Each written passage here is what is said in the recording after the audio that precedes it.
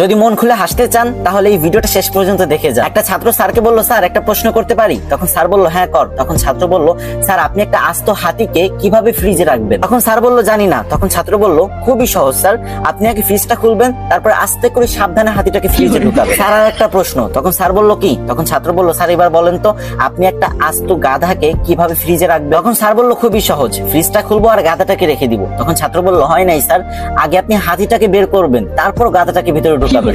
তখন স্যার বলল, আচ্ছা। তখন ছাত্র বলল, স্যার আর একটা প্রশ্ন, বনের সমস্ত পশু পাখি সিংহ মামার জন্মদিনের অনুষ্ঠানে অংশগ্রহণ করতে পারবে, কিন্তু একজন ছাড়া, সেটা? তখন স্যার একটু ভেবেচিন্তে বলল, মনে হয় বাঘ, কারণ সিংহ আর বাঘ একজন একজনকে দেখতে পারে না। তখন ছাত্র বলল, হয় নাই স্যার, গাধা, কারণ সে তো এখনো ফ্রিজের ভিতরে। তখন স্যার রেগে গিয়ে বলল, আমার সাথে মজা করিস তাই না? তখন ছাত্র বলল, না স্যার মজা করি না তো, আর একটা শেষ প্রশ্ন প্লিজ স্যার। তখন স্যার বলল, ওকে। তখন ছাত্র স্যারকে আবারও প্রশ্ন করলো, স্যার আপনাকে অসংখ্য একটা কুমির ভর্তি নদী পার হতে হবে, কিন্তু কিভাবে?